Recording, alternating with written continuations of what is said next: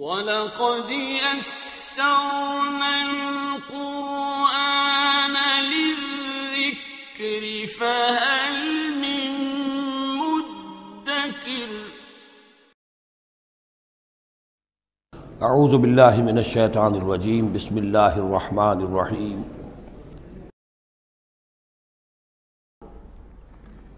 الم تر ان اللہ یعلم ما فی السماوات و ما فی الارض، کیا تم نہیں دیکھتے کہ اللہ تعالیٰ تو جانتا ہے جو کچھ بھی ہے آسمانوں میں اور جو کچھ بھی ہے زمین میں۔ ما یکون من نجوا ثلاثۃ الا هو رابعہم، نہیں ہوتے کبھی بھی تین آدمی سرگوشیاں کرتے ہوئے مگر یہ کہ ان کا چوتھا اللہ ہوتا ہے۔ جماعتی زندگی میں ایک بڑا فتنہ پیدا ہو جاتا ہے کہ گروپ بندی ہو جائے، اور پھر وہ گروپس جو ہیں خفیہ جو ہے چیمیں گوئیاں شروع کر دیں۔ ایک جماعت ہے، اس جماعت میں ظاہر بات ہے اختلاف رائے بھی ہو سکتا ہے، لیکن اختلاف رائے کے لیے جو فورم ہے جہاں اختلاف رائے کا اظہار ہونا چاہیے وہاں اختلاف کیا جائے، اس کے قواعد و ضوابط کو ملحوظ رکھتے ہوئے۔ اس کی بجائے پرورٹڈ ذہنیت جو ہوتی ہے، تخریبی ذہنیت ہوتی ہے، وہ یہ ہے کہ اپنی ایک علیحدہ سی لابی بنا کر اور اپنے ہی مشورے کر رہے ہیں، گفتگویں کر رہے ہیں، تاکہ اپنے خیال میں تو اور پختہ سے پختہ ہوتے چلے جائیں۔ اگر عام ڈائیلاگ ہو تو اس میں تو پورا موقع ہوتا ہے کہ آج آپ کو کوئی خیال آیا ہے لیکن کل آپ کو اس کی غلطی آپ پر واضح ہو جائے، اور جو دوسرا خیال ہے آپ اس کے قائل ہو جائے کہ نہیں وہ بات واقعی میری سمجھ میں نہیں آئی تھی، اب سمجھ میں آ گئی ہے۔ لیکن اگر اس کی بجائے اوپن ڈائیلاگ کی بجائے اگر یہ خفیہ سرگوشیاں شروع ہو جائیں تو یہ گویا کہ پھر اس جماعت کے لیے یہ ایک بہت بڑا یوں سمجھیے کہ سم میں قاتل ہے، زہر ہے، مہلک زہر ہے۔ تو اس کا ذکر ہو رہا ہے۔ ما یکون من نجوا ثلاثۃ، جب کئی علیحدگی میں اور خفیہ مشورے کرتے ہیں تین افراد، الا هو رابعہم، اللہ تعالیٰ ان کے ساتھ موجود ہوتا ہے چوتھا، ولا خمسۃ الا هو سادسہم، نہیں ہوتے کوئی پانچ مگر یہ کہ ہوتا ہے اللہ چھٹا، ولا ادنی من ذلک، ادنا کیا ہوگا، دو ہوں گے ثلاثہ سے نیچے تو ان کے ساتھ تیسرا اللہ ہے، ولا اکثرا، اس سے زائد ہوں تب بھی اگر وہ خفیہ میٹنگز ہو رہی ہیں اور خفیہ سرگوشیاں ہو رہی ہیں تو اللہ تو ان کے ساتھ ہے، ہوا معہم اینما کانوا، یہ وہی الفاظ آ گئے جو سورہ حدید میں بھی آئے تھے، ہوا معکم اینما کنتم الا ہوا معہم اینما کانوا، وہ تو موجود ہوتا ہے ان کے ساتھ جہاں کہیں بھی ہوں۔ ثم ینبئہم بما عملوا، پھر ان کو بتا دے گا، جتلا دے گا جو کچھ کہ انہوں نے عمل کیا تھا قیامت کے دن۔ ان اللہ بکل شیء علیم، یقینا اللہ ہر چیز کا علم رکھتا ہے۔ الم تر الی الذین نہوا عن النجوی، کیا تم نے دیکھا نہیں کہ وہ لوگ کہ جنہیں منع کیا گیا تھا نجوا سے؟ یہ آیت جو ہے سورہ نساء میں آ چکی ہے، آیت نمبر 114، لا خیر فی کثیر من نجواہم۔ اب اس سے ثابت ہو گیا کہ یہ سورہ مجادلہ اس کے بعد نازل ہو رہی ہے، اس لیے کہ اس کے بارے میں اشارہ کیا جا رہا ہے کہ ان کو منع کیا گیا تھا نجوا سے۔ ثم یعودون لما نہوا عنہ، پھر بھی وہ اعادہ کر رہے ہیں، دوبارہ اسی شے کا ارتکاب کر رہے ہیں جس سے وہ روکے گئے تھے۔ یہ منافقین تھے کہ جو سرگوشیاں کرتے تھے، علیحدہ جا کر باتیں کرتے تھے، اسکیمیں بناتے تھے، کبھی وہ جن کے ساتھ ان کے دوستانہ تعلقات تھے یہود میں سے ان کے پاس جاتے تھے، کبھی آپس میں میٹنگیں کرتے تھے۔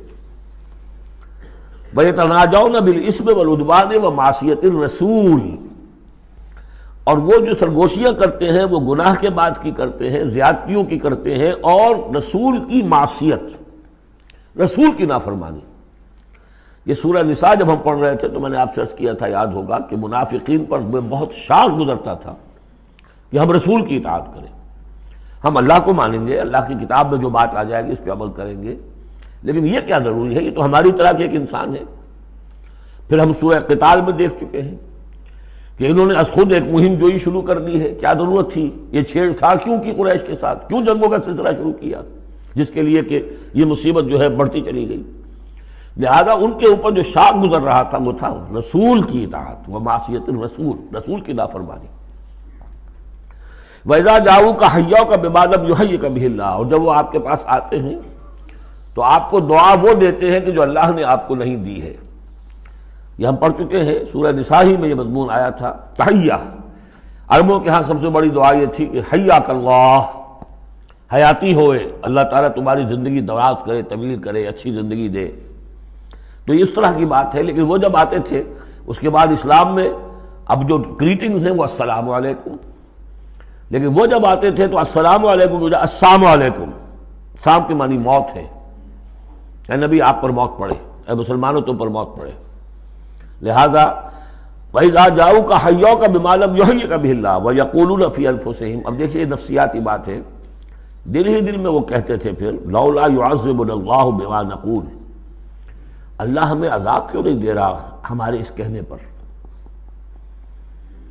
اس کا کیا مطلب ہے؟ یہ رسول نہیں ہے۔ اگر رسول ہوتے تو ہماری اس گستاخی پر فوراً ہماری زبانیں کھینچ لیتا اللہ تعالیٰ۔ یہ ہے وہ چیز جس سے کہ ہم نے سورہ حدید میں دیکھا تھا کہ پھر وہ جو تھوڑی بہت پونجی ایمان کی ہوتی ہے وہ بھی برف کی طرح پگھلنی شروع ہو جاتی ہے، زائل ہونی شروع ہو جاتی ہے۔ ایک شرارت کی، السلام علیکم یا رسول اللہ کہا، پھر اس کے بعد ہمیں پکڑ تو کوئی نہیں ہوئی۔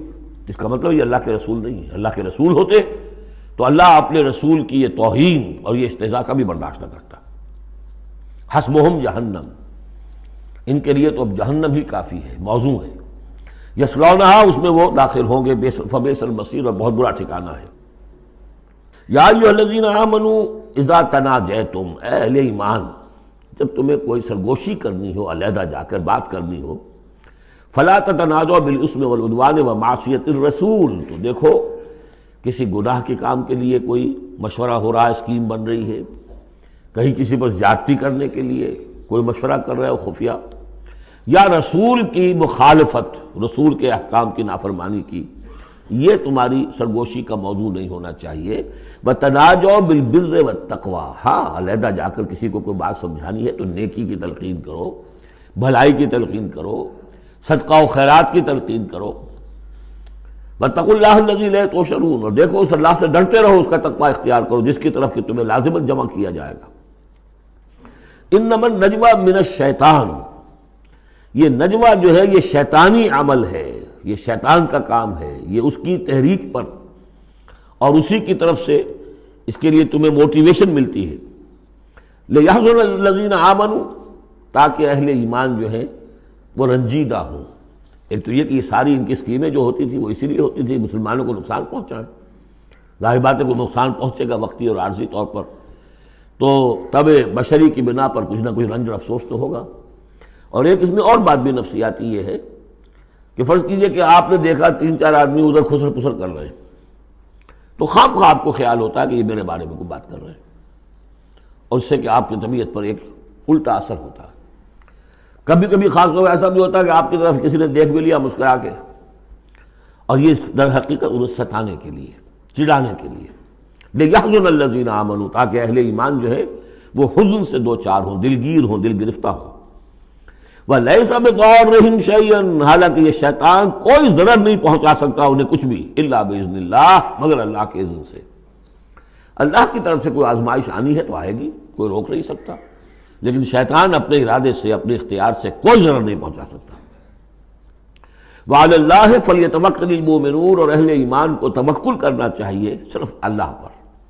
اہل ایمان کا توکل اور بھروسہ یہ کچھ نہیں ہوگا ان کے کیے، تم اپنا فرض ادا کرو، اللہ تعالیٰ تمہارے ساتھ ہے۔ یا ایھا الذین آمنوا اذا قیل لکم تفصحوا فی المجالس فافصحوا یفصح اللہ لکم، یہ بھی ان منافقین کا طرز عمل تھا کہ مجالس میں جب حضور کی عام مجلس ہے تو اس میں 3-4 آدمی ذرا قریب ہو کر ایک گچھا سا بن کر بیٹھے ہوئے ہیں، اور جو بات ہو رہی ہے حضور فرمائے ساتھ ساتھ وہ فقرے بھی چست کرتے جا رہے ہیں۔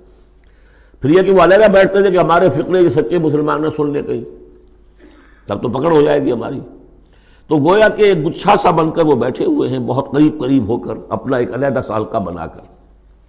تو اس کے لیے اگر ان سے کہا جائے کھل کر بیٹھو، اس طریقے سے یہ جگہ جگہ پر علیحدہ گروپ بنا کر نہ بیٹھو، کھل کر بیٹھو، معلوم ہو کہ ایک اجلاس ہے، ایک اجتماع ہو رہا ہے۔ فافصحوا، تو تم کھل کے بیٹھا کرو، اللہ تعالیٰ تمہارے لیے کشادگی پیدا کر دے گا۔ بڑی عمدہ انداز ہے نصیحت کا۔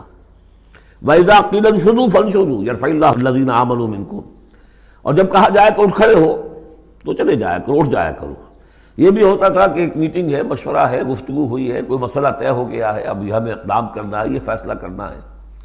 اب یہ کہ جب مجلس برخاست ہوئی وہ بیٹھے ہوئے وہیں پر کچھ ایک گروپ بنا کر، اب اس کے اوپر تبصرے ہو رہے ہیں۔ یہ بھی در حقیقت بحیثیت مجموعی جماعت کے اندر ایک سوء ظن کی سی فضا پیدا کرنے والی شے ہے۔